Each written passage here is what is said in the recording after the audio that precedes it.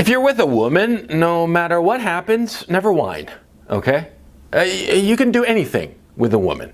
Yeah, within reason, of course, nothing illegal or anything, but never whine, no matter what. If you ever start to whine or catch yourself that you're whining, just laugh it off and say, oh, I'm sounding like a little bitch, and change the subject. Never whine. Because women hate whiners. Oh yeah. They hate whiners. They hate men who whine. They hate men who share their emotions. Yeah. There's this whole fashion as of late of like guys sharing their emotions and telling a girl, oh, I feel like this, I feel like that, going all soy boy and cucked out and pathetic, right? And guys, a lot of sensible guys, a lot of guys who fucking should have known fucking better, they think that women actually like this. They think that women actually likes a man who's gonna be like, I don't know, I have these feelings. The vast majority of women hate whiners, and they want nothing to do with it. The only women I've ever spoken to who are really upfront about this issue are Eastern European women. Yeah, I mean Eastern European, be it basically every Russian-speaking woman that I've ever met. She always says the same thing. She says she wants a man made of stone. What does she mean? Well, does she want a guy with a dick that's rock hard? I don't know, ask them. But temperamentally, emotionally, what they want is a guy who's rock solid, who's steady, who's just like even keeled, steady as a rock. That's what they want. They don't want a guy who whines. They don't want a guy who's temperamental. The Eastern European girls tell me this, and a lot of them are very forthright because they say that women, the Eastern European women, have enough emotional baggage going on every month because of menstruation, of course. They don't want a guy to have these emotional ups and downs. They want him steady. Yeah. Now, in the West, of course, what's going on is that there's this fashion. There's been this fashion going on, I don't know, for the last 40-odd years, 50 years probably, of, women demanding that men share their emotions, share their emotional upheavals. Now, when I was growing up, this fashion was sort of like laughed at by a lot of guys, and sometimes they would play along, but it was sort of like, almost tongue-in-cheek. It was sort of like to placate the women, right? And a lot of guys, I remember growing up in the 70s, guys would say in pop culture, a lot of times they would say that, oh yeah, I pretended that I was sad just so that she'd get off my back about sharing my emotions, right? And it was like a big laugh, right? But what happened sometimes in the 80s, 90s, guys, rather than being ironic about this shit, they started to take it seriously. Yeah, they actually started to get all emotional. They started becoming girls, for crying out loud. Never become a girl. Never share your emotions. Never whine about your emotions. Yeah? You feel depressed or unhappy about whatever the hell. I mean, maybe you're at some job and you hate your job. You hate your job and you're just miserable at it, right? Do you tell your woman in great detail? No, you do not. At most, you say, well, I'm pretty unhappy with my job, but let's talk about something else.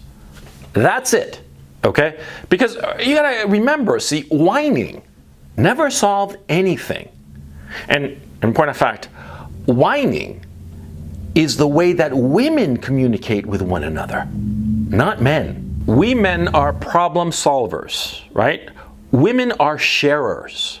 Women love to talk to one another about their emotions and shit, about what they're feeling and they're thinking and this and that and the other, and they share their subjective emotional states all the time, right?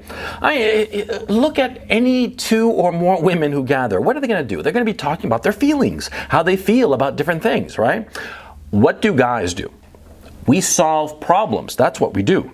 And in point of fact, most of the times, the problems in a couple will be that the woman is going to be whining about something and the guy is going to be trying to solve that problem, okay? And he won't understand that what the woman wants to do is just blow off steam and whine about whatever the hell, right? But the guy is going to be thinking that, oh, there's a problem to be solved, let's fix it, right? Because that's how we are. We fix shit. We hear of a problem, we hear that somebody's unhappy, and we go to it like, like a fly on shit. to fix the problem because we're guys. That's our nature. This is our evolutionary nature, and nothing, no socialization will ever change this fact, right? But see, over the last 30 years, and giving lie to the statement I just made that socialization doesn't change us, right? We men have been convinced that what we should be doing is whining like women. That we should be whining like women and telling women how we feel. And we don't realize that when we do that, what happens? Well, women start to look at us, men, as if we were women. Yeah. In contemporary society, which set of guys never whine to a woman? Obviously, the guys who don't give a shit about that girl, who don't care about her, right? They don't share their emotions with that girl. They don't whine to the girl, right? And so what happens? That girl is instantly and irrevocably attracted to that guy. And she starts saying, oh, you know, I hate this guy. He's an asshole. He never tells me how he feels. I'm totally into him. Yeah, right? Yeah, because that's what women want. They want a guy made of stone, like the Russian girls say. Yeah?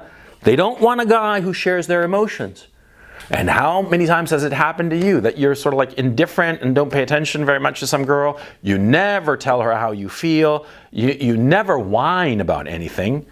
And she is on you, I mean, like white on rice, and she never wants to leave you. Yeah? Yeah. Yeah. And notice that when you start getting into this girl who's on you, right? You start getting into this girl and you start sharing your feelings with her. Maybe you're dumb enough, like I said, you never should in the last video. Maybe you're dumb enough to tell her that you like her. Yeah? What happens?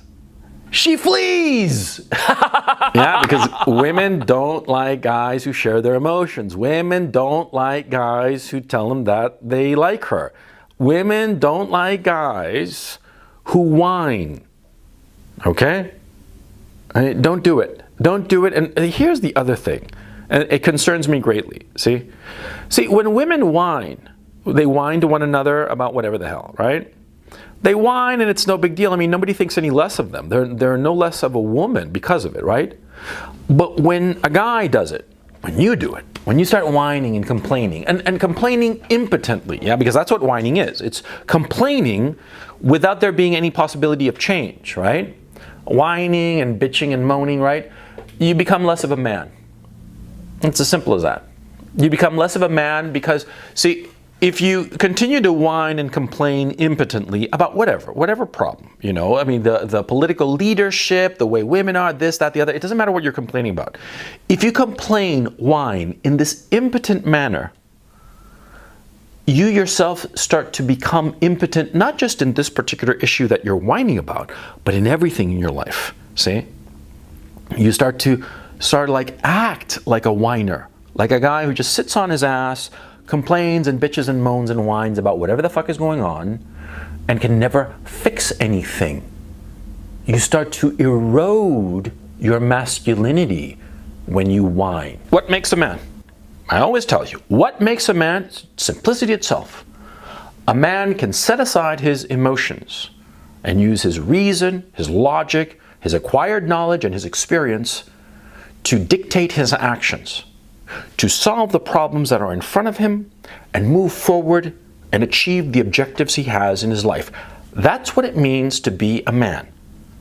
Men are the only creatures on this earth who can do this, who can just set aside their emotions, leave them off the table, and focus on the problem at hand and achieve the goal, achieve the desired result. This is our great power. This is the reason we have this incredible civilization that surrounds us. These airplanes flying around, this communication technology that allows me, you know, in fucking Ukraine, to be talking to you wherever the hell you are, right? And just spread this message everywhere. We built this. And when you whine, when you start to complain impotently about a problem, you erode this magnificent quality that we have. I'm not saying that you can't complain, okay? No, of course not. The right to complain is sacred, okay?